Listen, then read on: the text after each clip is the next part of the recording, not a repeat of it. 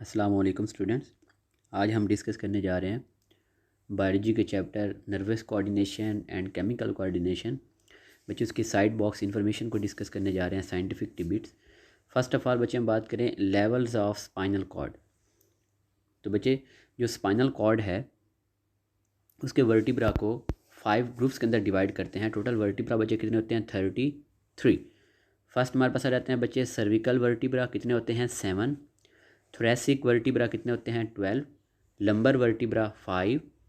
और बच्चे sacral vertebra 5 and coccygeal vertebra वो 4 होते हैं। और मेनली हम जो है अगर पीटीबी को देखें तो वहाँ पर सैक्रल वर्टिब्रा और कॉक्सियल वर्टिब्रा को बच्चे उनको कलेक्टिवली क्या लिखा गया है? पेल्विक वर्टिब्रा लिखा गया। मीन टोटल वो पेल्विक जो वर्टिब्रा होते हैं वो 9 होते हैं। जो फर्स्ट 5 होते हैं, एंटीरियर जो 5 होते हैं उन्हें हम बोलते हैं सैक्रल वर्टिब्रा, और जो पोस्टीरियर जो लास्ट वाले जो 4 होते हैं उन्हें हम क्या बोलते हैं? कॉक्सियल वर्टिब्रा बोलते हैं। अब अगर इनकी लोकेशन की बात करें, फर्स्ट हमारे पास बच्चे हैं सर्विकल वर्टिब्रा। टोटल कितने होते हैं? 7 होते हैं। ये होते कहाँ पर है बच्चे? In the neck region. These vertebra are in the neck region. इसका जो फर्स्ट जो सर्विकल जो वर्टिब्रा उसे हम क्या बोलते हैं? एटलस। और जो सेकंड होता है उसे हम बच्चे क्या बोलते हैं? एक्सिस। एटलस को हम C1 से डिनोट करते हैं और एक्सिस को C2 से डिनोट करते हैं। नेक्स्ट बच्चे थोरेसिक वर्टिब्रा की बात करें तो ये बच्चे चेस्ट रीजन के अंदर होते हैं। thoracic vertebra are rib carrying vertebra having large spinous process and they are found in the chest region. next और ये होते बच्चे कितने हैं? 12. next lumbar vertebra की बात करें ये 5 होते हैं and they are present in the ये abdominal region के अंदर होते हैं। next बच्चे sacral vertebra की बात करें तो these are 5 in number and sacral vertebra are 5 fused vertebra forming the sacrum। मतलब ये 5 जो एंटीरियर जो 5 होते हैं ये बच्चे आपस में फ्यूज होकर कौन सी बोन बनाते हैं? सैक्रम बोन बनाते हैं। And the sacrum articulate with the iliac bones of the hip bone to form the back of the pelvis. और लास्ट में बात करें कॉक्सियल वर्टिब्रा और coccyx. These are the 4 vertebra fused in the adults. बच्चे जो हमारे पास जो last वाले जो 4 वर्टिब्रा होते हैं वो आपस में फ्यूज होकर बनाते हैं coccyx bone which is the tail bone.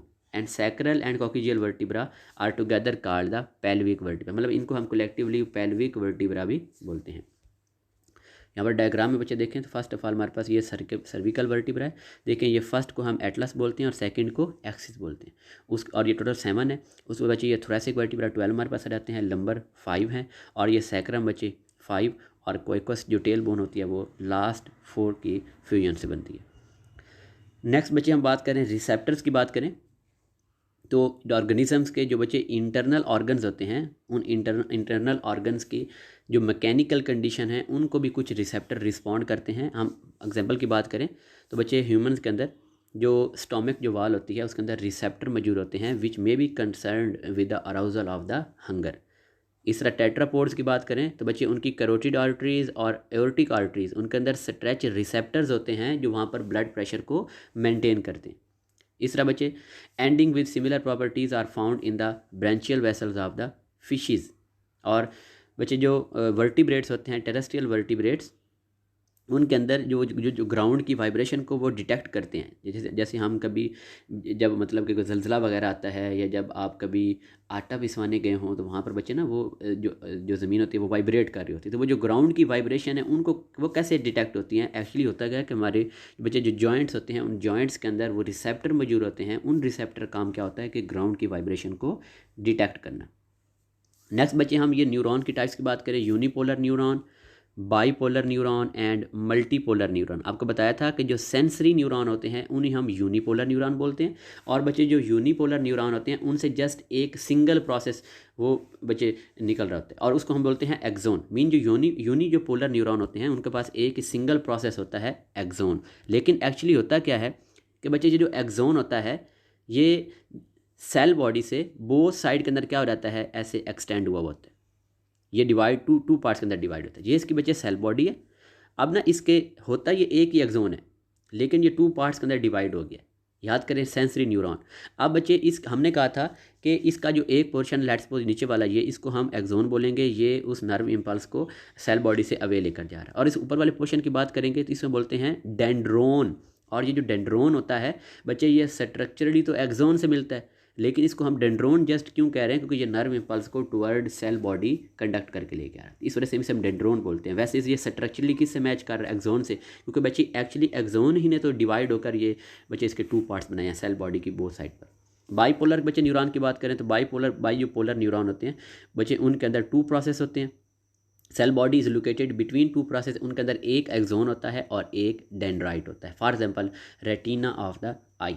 Multipolar की बात करें तो बच्चे उनके अंदर मैनी प्रोसेस किनके होंगे, डेंड्राइट के, लेकिन एक्सोन क्या होगा, वो जस्ट 1 एक्सोन होगा। इस अगर हम एक्सोन फाइबर्स के बच्चे नर्व इम्पल्स की बात करें, वेलोसिटी ऑफ नर्व इम्पल्स, तो velocity of nerve impulse in axon fibres depend upon the diameter, length and myelin sheath. अब बच्चे जो एक्सोन है वो जितना लार्जर होगा और जितना थिकर होगा तो नर्व इम्पल्स की कंडक्शन उतनी ज़्यादा होगी, वो जो इन्फॉर्मेशन है वो उतनी जल्दी ट्रांसमिट होगी। इस तरह अगर हमारे पास माइलिनेटेड एक्सोन्स हैं जिनके ऊपर माइलन शीट मौजूद है, तो बच्चे उनके अंदर भी जो इन्फॉर्मेशन होती है वो फास्टर ट्रांसफ़र होती है as compare to non myelinated axon. Next बच्चे हम बात करें इलेक्ट्रिकल इम्पल्सिस की। In electrical impulses which are specialized for rapid signal transmission, the cells are separated by the synaptic cleft of only 0.2 nanometre. Mean जब ये electrical impulses बच्चे जब ये ट्रैवल करती हैं, चूँकि ये रैपिड सिग्नल को ट्रैवल करती हैं, तो अगर इनकी बच्चे जहाँ पर जो साइनेप्टिक जो क्लेफ्ट होगा उसकी जो डिस्टेंस होता है, मतलब वहाँ पर जो कैविटी है वो जस्ट 0.2 नैनोमीटर की होती है।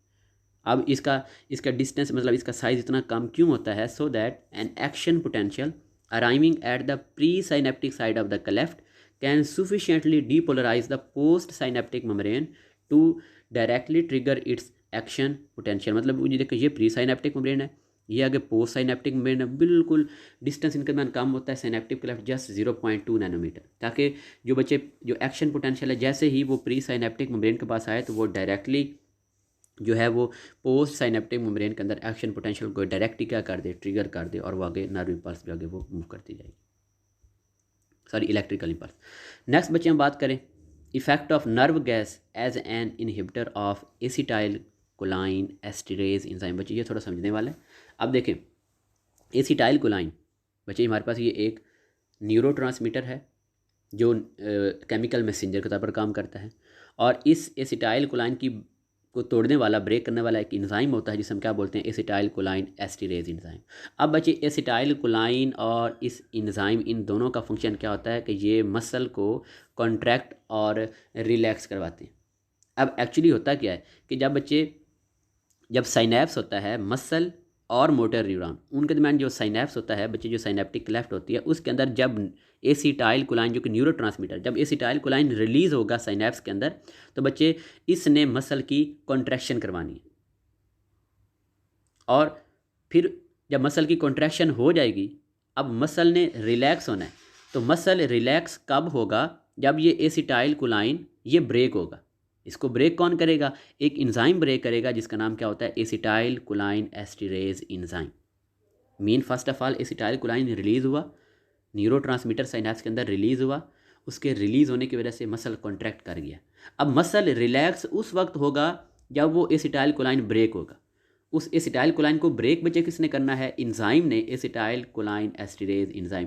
जैसे ही वो एसिटाइल कोलाइन को ब्रेक करेगा तो बच्चे हमारा जो मसल है वो रिलैक्स हो जाएगा। मैं इसको अगेन रिवाइज कर रहा हूँ। देखें, जब एसिटाइल कोलाइन जब बच्चे रिलीज़ होगा, न्यूरोट्रांसमीटर जब रिलीज़ होगा, तो हमारा जो मसल है वो कॉन्ट्रैक्ट कर जाएगा। ये मसल क्या कर गया है, कॉन्ट्रैक्ट कर गया। अब मसल रिलैक्स उस वक्त होगा जब उस न्यूरोट्रांसमीटर की ब्रेकेज होनी है। उस न्यूरोट्रांसमीटर की ब्रेकेज किसने करनी है, कि एंजाइम्स ने करनी, जिसका नाम क्या, एसिटाइल कोलाइन एस्टिरेज एंजाइम। मीन जैसे ही एसिटाइल कोलाइन एस्टिरेज एंजाइम उस न्यूरोट्रांसमीटर की ब्रेकेज करेगा तो मसल क्या हो जाएगा, रिलैक्स हो जाएगा। अब यहाँ पर बच्चे एसिटाइल कोलाइन का एक कॉम्पिटिटिव इनहिबिटर होता है, उसका नाम हमारे पास क्या होता है, सेरिन आर नर्व गैस। अब ये जो सेरिन या नर्व गैस होती है बच्चे, ये एसिटाइल कोलाइन के साथ इरिवर्सिबली क्या कर जाती है, बाइंड कर जाती है। अब देखो ना, एंजाइम हमें पता है एंजाइम के ऊपर बच्चे एक्टिव साइट होती है। अब एक्टिव साइट पे आकर सबस्ट्रेट ने अटैच होना है और प्रोडक्ट में कन्वर्ट होना है। अब चूँकि जो बच्चे नर्व गैस है और एसिटाइल कोलाइन, इन दोनों के दरमियान बच्चे स्ट्रक्चरल सिमिलैरिटी होती है, और उस स्ट्रक्चरल सिमिलैरिटी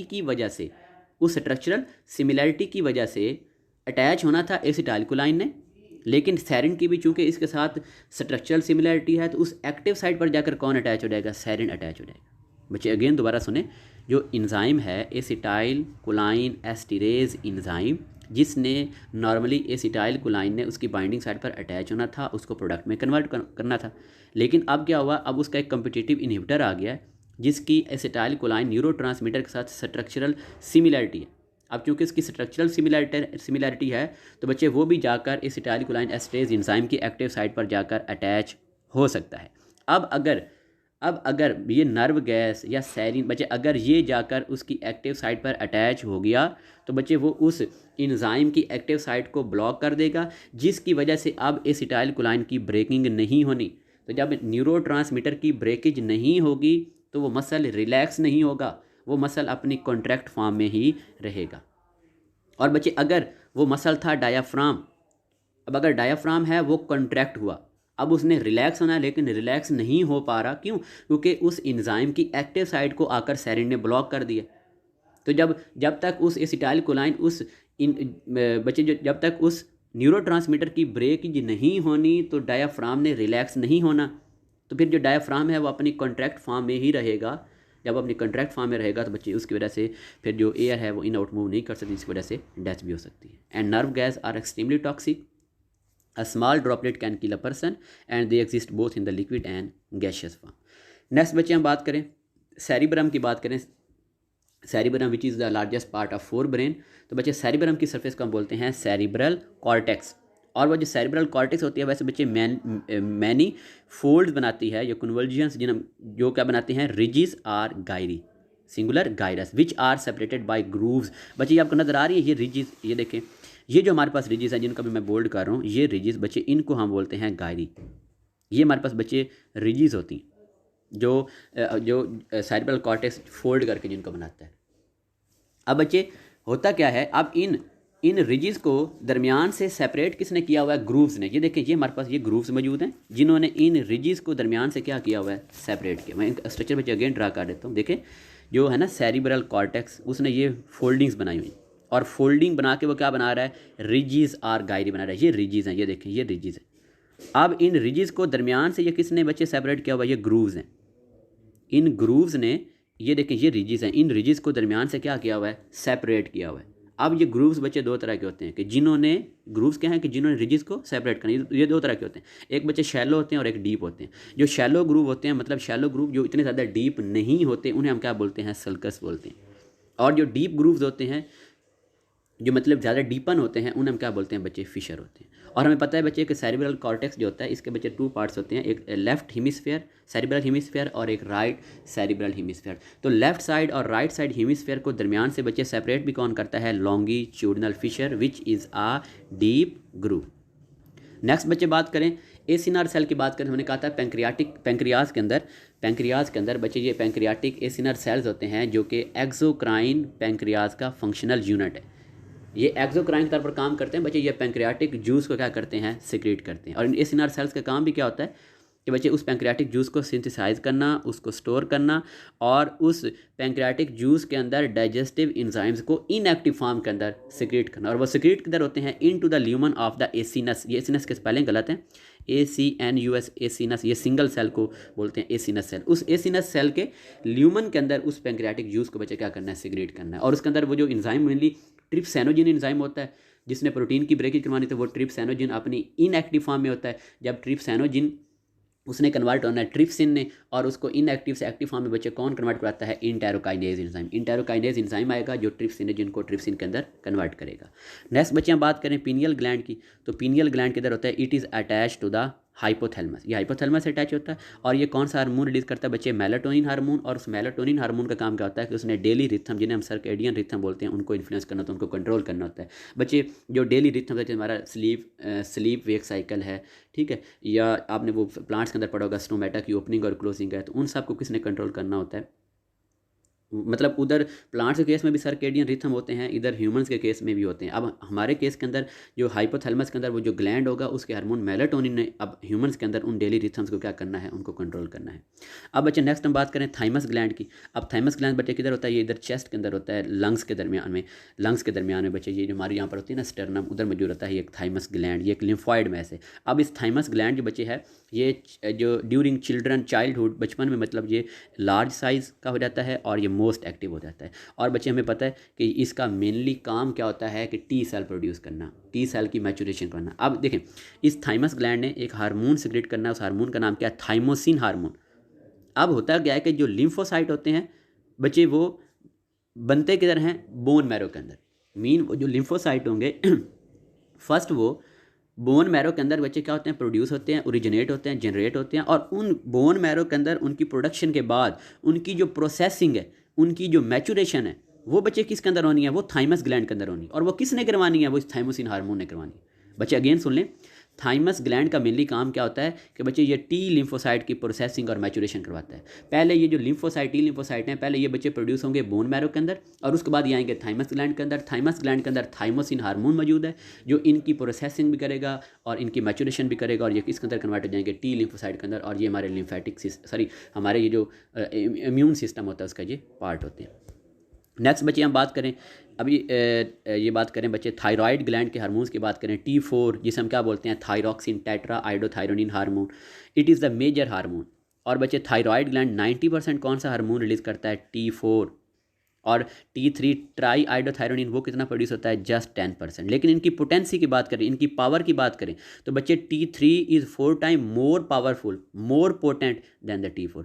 पोटेंसी की बात करेंगे, पावरफुलनेस की बात करेंगे तो जो T3 है वो T4 की निस्बत 4 टाइम मोर पावरफुल है, मोर पोटेंट है। लेकिन इनके एक्शन ड्यूरेशन की बात करेंगे तो जो एक्शन ड्यूरेशन है वो T4 का ज़्यादा है, कितने गुना, 4 गुना। यहाँ पे बच्चे मैं लिख रहा हूँ T3, देखिए बच्चे अगर हम बात करें उनकी पोटेंसी की बात करें, पावरफुलनेस की बात करें तो जो T3 होता है वो ज़्यादा पावरफुल होता है T4 से, कितना, 4 टाइम।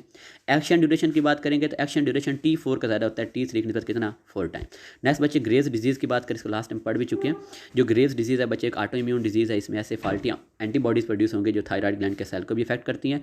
उसके साथ अगर उस पेशेंट के सीरम को अगर उसको ऑब्जर्व करेंगे तो बच्चे उस पेशेंट के सीरम के अंदर एबनॉर्मल एंटीबॉडीज़ मौजूद होती हैं। वो एबनॉर्मल एंटीबॉडीज़ वो थायराइड स्टिमुलेटिंग हार्मोन उसके फंक्शन को कॉपी करते हैं, मिमिक करते हैं। अब TSH का काम क्या होता है बच्चे, ये एंटीरियर प्यूटरी ग्लैंड से रिलीज़ होता है TSH, और ये आता है थायराइड ग्लैंड के पास और यहाँ से हार्मोन की सिक्रीशन करवाता है। अब चूँकि एक्चुअली असल में तो बच्चे वो थायराइड जो अपना एक्चुअली तो बच्चे पिट्यूटरी ग्लैंड से TSH नहीं ना आ रहा, लेकिन यहाँ पर तो फाल्टी एंटीबॉडीज़ मौजूद थी जिन्होंने TSH के उस फंक्शन को मिमिक किया, कॉपी किया। अब वो कॉपी जब करेंगी तो फिर जो बच्चे थायराइड ग्लैंड से वहाँ से जो थायरॉक्सिन है वो लार्ज अमाउंट के अंदर क्या होगा, रिलीज़ होगा ग्रेव्स डिजीज़ के अंदर। और उसकी सिम्टम्स क्या होती हैं, high metabolic rate, rapid and irregular heartbeat, increased breathing rate, increase body temperature, sweating, weight loss despite adequate food intake, and mostly exophthalmia, बच्चे वो आई बॉल्स की बाहर प्रोट्रूजन हो जाती है, प्रोट्रूजन, जिसकी वजह से बच्चे वो जो अंदर जो आइज़ के जो सेल्स वगैरह टिश्यूज़ वगैरह होती हैं, उनकी स्वेलिंग हो जाती है, वो ऐसे फूल जाती हैं और आगे बाहर की तरफ निकल आती हैं। और ये मेनली किस चीज़ की सिम्टम है, हाइपर थायरॉइडिज्म के, जो थायरॉक्सिन का लेवल वो बहुत ज़्यादा हो गया है। बच्चे ये सीरम देखें किसे बोलते हैं। फर्स्ट ऑफ ऑल ब्लड की बात करें तो बच्चे ब्लड के अंदर ब्लड के 2 मेन पार्ट होते हैं, एक बच्चे ब्लड सेल्स और एक blood plasma. First of all हमने अगर ब्लड सेल को अलग कर देंगे तो रिमेनिंग चीज़ क्या बच जाएगी, ब्लड प्लाज्मा। और अगर उस ब्लड प्लाज्मा में से हम ब्लड क्लॉटिंग फैक्टर को रिमूव कर देंगे तो जो रिमेनिंग चीज़ बचेगी उसे हम क्या बोलते हैं, सीरम बोलते हैं। और एंटी सीरम कौन सीरम होता है, serum containing the antibodies is called anti serum.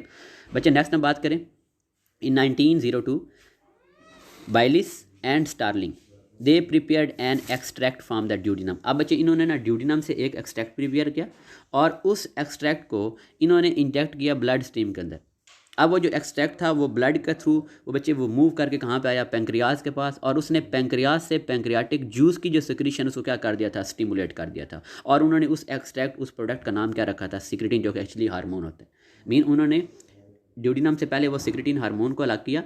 उस सिक्रेटिन हार्मोन को जब उन्होंने बच्चे ब्लड स्ट्रीम के अंदर इंजेक्ट किया तो वो ब्लड के थ्रू ट्रैवल करके जाएगा पेंक्रियाज के पास, और फिर पेंक्रियाज को स्टिमुलेट करेगा तो वो पेंक्रियाटिक जूस की सिक्रीशन क्या हो जाएगी, वो इंक्रीज हो जाएगी। And they coined the term hormone which mean to excite or to set in motion.